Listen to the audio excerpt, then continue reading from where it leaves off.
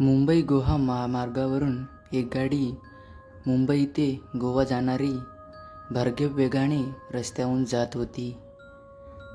ती गाडी जोरात जात होती. अक्षरशः ती गाडी कोकणातल्या वळणावरून कलत होती. गाडीमधून बरेच प्रवासी प्रवास करत होते. दोन्ही बाजूला किर्त झाडी असल्यामुळे थोडी गाडी चालवणं कठीणच असतं. रस्त्यामध्येही खूप काळोख असतो आणि रात्रीचे जंगलातले प्राणी हेही सुद्धा रस्त्यावर भटकतच असतात. त्याच्यामुळे दुसराही प्रकरण असतं. आता गाडीला चालूनही खूप वेळ झाला होता. गाडी आता रत्नागिरी पार केली होती आणि तिथलेच एक धोकादायक वळण. गाडी ते वळण पार करत होती आणि काहीच पुढे राजापूर गाव होतं.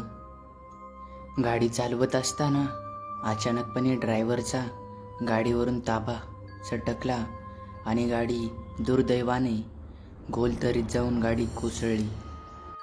गाडीमध्ये झोपलेले प्रवासी आणि काही वयस्कर पुरुषी जोरजोरात किंचाळत होते. गाडीमध्ये सगळीकडे हाहाकार वाजला होता. तेवढ्या मोठ्या त्या घाटामध्ये किंचाळ्यांचा आवाज गुंजू लागला. अगदी अंगावर शहारे येणार असं प्रकरण झालं होतं. जे नाही ते ओरडत होते. इतक्या जोरजोरात किंचाळ्या त्या घाटामध्ये गुंजत होत्या. ती गाडी घाटामध्ये खाली पडल्याने गोल गोल फिरत गाडी खाली जात होती आणि तसेच जे माणसं जिवंत होते तेही जोरजोरात रडत होते आणि कोणीतरी जोरजोरात किंचाळ्या करत होतं. आणि मित्रांनो, ते खूप भयानक प्रवास होता आणि जे गाडी उलटी जात पडत खाली होती. कारण मित्रांनो, त्या गाडीमधले काहीच प्रवासी आणि काही पुरुष महिला ही जास्त नव्हते. त्यांच्यामध्ये जास्त बाळं आणि बायांचा समावेश होता. आणि गाडी खाली एक जागी स्थिर झाल्याने तिथे काही माणसं चेपलेले होती आणि त्यातले बऱ्याचपैकी पुरुष नव्हतेच, बाया आणि मुलंच होते. मित्रांनो, आणि जे व्यक्ती वाचलेले ते कसेबसे जी काही थोडे माणसं वाचले होते त्यांचंही जगण्याचं अस्तित्वच नव्हतं. कारण त्यांना इतकी दुखापत झाली होती की त्या गोष्टीमधून ते सांगूही शकत नाहीत. पण त्यांचं सदैव इतकं सुंदर होतं की त्यांच्या मागून एक गाडी येत होती. त्या गाडीवाल्याने अक्षरशः त्याच्या डोळ्याने तो ॲक्सिडेंट होताना बघितला. त्याचेही खूप अंगावर शहारे आले होते. त्याने आपली गाडी रस्त्याच्या कडेला लावली आणि जेही गाडीवाले येत होते मागून त्यांना थांबण्याचे इशारे केले. अक्षरशः त्यांनी खूप गाड्या थांबवल्या होत्या आणि त्यांचं होतं म्हणणं की आपण खाली जावावं आणि घटनास्थळावर जे काही झालं ते बारकाईने बघावं. पण जसं त्यांनी दरीत बघितलं, खाली काहीच दिसत नव्हतं. खाली फक्त सन्नाट काळोखा होता आणि त्या काळोख्यामध्ये काही व्यक्ती होते, तेही दिसत नव्हते. तर त्यांचं सगळ्यांचं एकच मत होतं की जवळपास कुठे वस्ती आहे का त्याच्याकडे पाहावं. आणि त्यांचं सुदैवही इतकं चांगलं होतं की त्यातले काही माणसं इकडे तिकडे पाहतच होते. त्यांनाही काही जवळच एक वस्ती दिसली. त्यातले काही व्यक्ती लोकांच्या घरी गेले आणि त्यांनी तिथं मदत मागायचा निर्णय घेतला. आणि दुसरं काही नाही, त्या गावातले 10-12 व्यक्ती त्यांच्यासोबत यायला तयार झाले. त्यातले काही गावातला सरपंच आणि पोलीस पाटीलही सुद्धा होते. मित्रांनो, ते सगळे त्या घटनास्थळावर गेले. पोलीस पाटलांनीही जरा न वेळ घालवता गावातल्या जवळच्या एका पोलीस ठाण्याजवळ कळव दिली आणि त्यांना सगळं सांगितलं. पोलिसांनीही घटनास्थळावर आले आणि जेही प्रवासी खाली होते गावकऱ्यांच्या मदतीने त्यांना बाहेर काढण्याची मदत केली. त्यातले बरेचसे प्रवासी मृत्युमुखी पडले होते. कोणाचं मुंडकं खिडकीच्या काचामध्ये अडकून छाटलं होतं, तर कोणाचं शीट जागीच मृत्यू झाला होता. काही तर खिडकीच्या बाहेर फेकले गेले होते. त्यातून थोडेसे प्रवासी वाचले होते आणि त्यांचीही बरीचशी तब्येत बरोबर नव्हती. मुक्कामार सगळ्यांना लागला होता. त्यांना जवळच्या राजापूर गावामध्ये त्यांचं ट्रीटमेंटसाठी त्यांना तिथे नेलं होतं आणि ज्या व्यक्तीचा मृत्यू झाला होता त्यांना रत्नागिरीमध्ये सर्वात मोठ्या हॉस्पिटलमध्ये उपचारासाठी पाठवलं गेलं होतं. त्या प्रवाशांचे सामान इकडे तिकडे पडले होते. पोलिसांनी ते गोळा केले आणि गाडीमध्येच ठेवून दिले आणि ती सामान सांभाळण्याची जिम्मेदारी तिथल्या पोलीस पाटलाला दिली.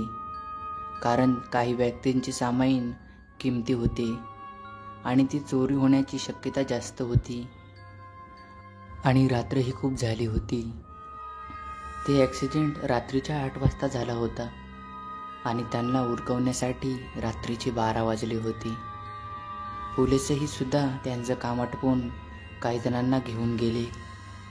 आता फक्त तिथे पोलीस पाटील आणि गावचा कोतवाल होता. त्यांचेही अंगावर शहारे येऊ लागले आणि गावातले माणसंही त्यांच्या घरी निघून गेले. आता पूर्ण जिम्मेदारी पोलीस पाटील आणि कोतवालवर आली होती आणि गावाच्या जवळ जेही अपघात झालेले असतात त्यांचं सगळी जिम्मेदारी पोलीस पाटलावरच येत राहते. कारण ते शासकीय कर्मचारी असतात आणि त्यांना ग्रामपंचायतशी काही संबंध नसतो. आता पोलीस पाटलाची आणि त्या कोतवालची खरी परीक्षा होती. कारण ती गाडीही घरी उचलून नेण्यासारखी नव्हती आणि त्यातलं सामानही घरी नेण्यासारखं काहीच नव्हतं. त्यांच्यासाठी हे काही नवीन नव्हतं.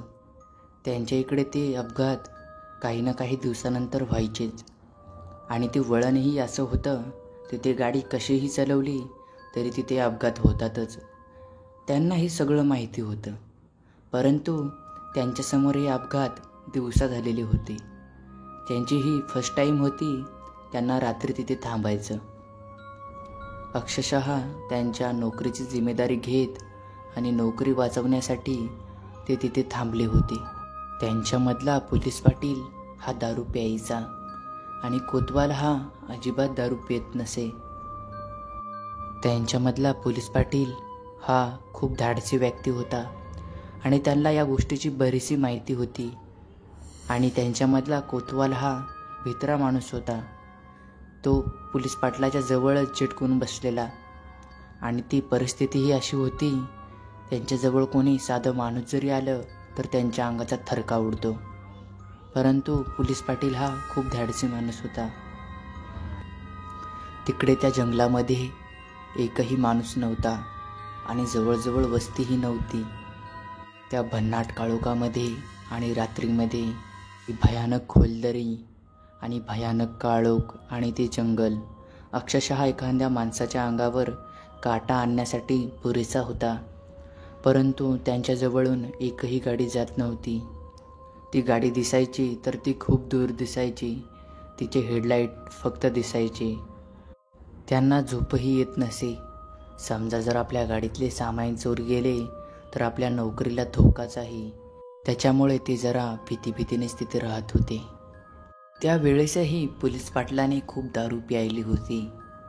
त्याने मुद्दामच प्यायली होती. या कारणामुळे त्यांच्यासाठी आता ते एकदम पातळीचे आणि क्षणाचे प्रतीक होते. आजूबाजूला भन्नाट झाडी होती.